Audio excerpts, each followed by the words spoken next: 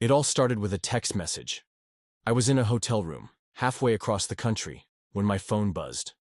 It was late, and I was exhausted from back-to-back meetings. The message was from my wife, Sarah. She said she missed me and hoped I was doing okay. I smiled, typed back that I missed her too, and told her I'd be home in 2 days. I didn't think much of it at the time. We'd been married for 7 years, and while things weren't perfect, I thought we were happy. At least, I thought I was happy. But something felt off. I can't explain it, but there was this nagging feeling in the back of my mind. Maybe it was the way she'd been acting before I left. She'd been distant, distracted. I chalked it up to stress. She'd been working long hours, and we'd been arguing more than usual. Still, I trusted her. I trusted us. So I pushed the feeling aside and went to bed. The next morning, I woke up to another message from Sarah. This one was different. It was short, almost cryptic. "We need to talk when you get back." My stomach dropped. I tried calling her, but she didn't pick up. I texted her, asking if everything was okay. But she just replied, "It can wait until you're home." I spent the rest of the day trying to focus on work, but my mind kept wandering back to that message. What could she possibly need to talk about? When I finally got home, Sarah was waiting for me. She looked tired, like she hadn't slept much. I hugged her, but she felt stiff in my arms. We sat down on the couch, and she took a deep breath. "I don't know how to say this," she began, her voice trembling, "but I need to be honest with you." My heart was pounding. I braced myself for the worst, but nothing could have prepared me for what she said next. "I slept with someone while you were away." The words hit me like a punch to the gut. I couldn't breathe. I couldn't think. All I could do was stare at her, waiting for her to tell me it was some kind of sick joke. But she didn't. She just sat there, tears streaming down her face, waiting for me to say something. "Who?" I finally managed to ask, my voice barely above a whisper. She hesitated, then said the name that would haunt me for months to come. It was Mark, my old classmate. Mark. I knew who he was. Sarah had mentioned him before. They'd been close in high school, but I never thought much of it. He was just someone from her past, or so I thought. Now, he was the man who had destroyed my marriage. I felt like the ground had been ripped out from under me. I didn't know what to say or do. Part of me wanted to scream at her, to demand answers, but another part of me just wanted to curl up and disappear. Instead, I stood up and walked out of the room. I needed space. I needed to think. But no matter how hard I tried, I couldn't make sense of what had just happened. How could she do this to me? To us? The next few days were a blur. I moved into the guest room, and we barely spoke. When we did, it was only about practical things. Bills, groceries, the dog. I couldn't bring myself to talk about what had happened. Every time I looked at her, all I could see was Mark. I kept imagining them together, and it made me sick to my stomach. But as much as I wanted to hate her, I couldn't. I still loved her, and that made everything so much harder. I kept replaying our relationship in my head, trying to figure out where things had gone wrong. Had I been too focused on work? Had I not been there for her enough? I didn't have any answers, just more questions. One night, I couldn't take it anymore. I went to her room and knocked on the door. She opened it, looking surprised to see me. "We need to talk," I said. She nodded and let me in. We sat down on the bed, and for the first time, since she'd told me the truth, we really talked. She told me everything.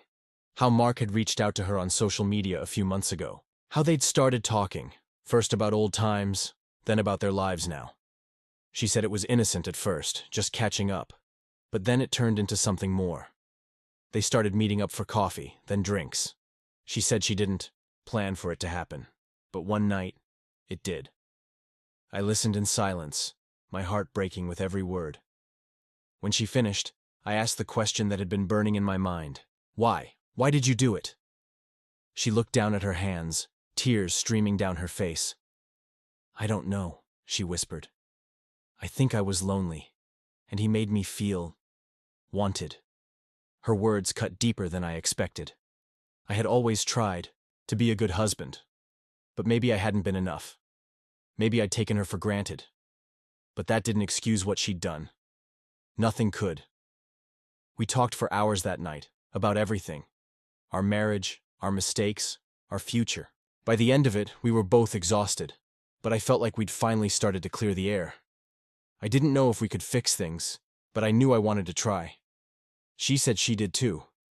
But just when I thought we were making progress, something happened that changed everything.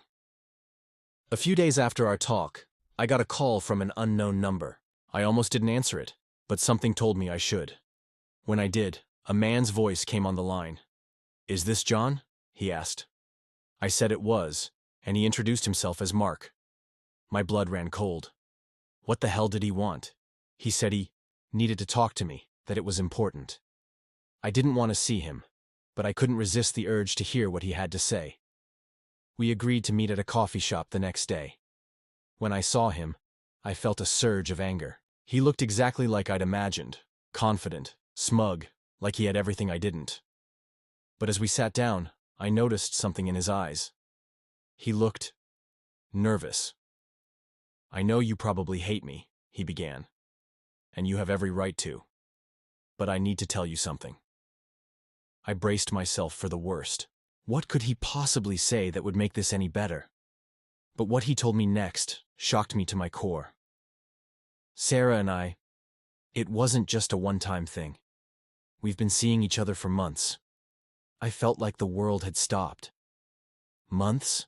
She'd told me it was just one mistake, one moment of weakness. But according to Mark, it had been going on for much longer. He said they'd been meeting up regularly, texting constantly, even planning a future together. He said he was in love with her. I couldn't believe what I was hearing. How could she have lied to me like that? How could she have let me believe it was just a one-time thing? I felt like I didn't even know her anymore. When I got home, I confronted her. At first, she denied it. But when I told her I'd talked to Mark, she broke down. She admitted that it had been going on for longer than she'd said, but she swore it was over.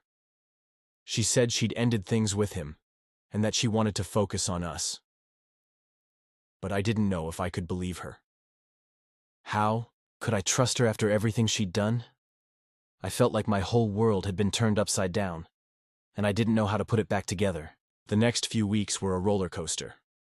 We tried to work through things, but it was hard. Every time I thought we were making progress, something would happen to set us back. Sometimes it was a text from Mark that she hadn't told me about. Other times, it was just the way she looked at me, like she was waiting for me to forgive her. I didn't know if I could. I wanted to, but every time I thought about what she'd done, I felt a wave of anger and betrayal. I started to question everything, our marriage, our future, even my own worth. Was I not enough for her? Was I ever? One night, after another argument, I decided I needed space. I told her I was going to stay with a friend for a few days. She begged me not to go, but I couldn't stay. I needed to clear my head. While I was away, I thought a lot about our relationship. I thought about the good times, the bad times, and everything in between. I realized that I still loved her, but I didn't know if that was enough. Love couldn't erase the pain she'd caused, and it couldn't rebuild the trust that had been broken. When I got back, we had another long talk. I told her how I felt, and she listened. She said she understood, and that she was willing to do whatever it took to make things right, but I didn't know if it was possible. In the end, I decided to give her one more chance. I didn't know if it was the right decision, but I knew I had to try. For better or worse, she was the woman I loved, and I wasn't ready to let go of. That part 5. It's been 6 months since that night, and things are better. Not perfect, but better. We've been going to counseling, and it's helped. We've learned to communicate better, to be more honest with each other. But there are still moments when the pain comes rushing back, and I wonder if we'll ever really move past this. Don't know what the future holds for us. Maybe we'll make it, maybe we won't. But I do know that I'm not ready to give up on us yet. I love her, and I believe she loves me. And for now, that's enough. To everyone who's been following this story, thank you for listening. I know it's been a lot, but it's been cathartic to share it. If you've been through something similar, I hope you know you're not alone. And if you haven't, I hope this story reminds you to cherish the people you love, because you never know what could happen. Thanks for watching until the end. If you want to hear more stories like this, make sure to check out my other videos. And remember, life is messy, but it's also beautiful. Don't give up on it.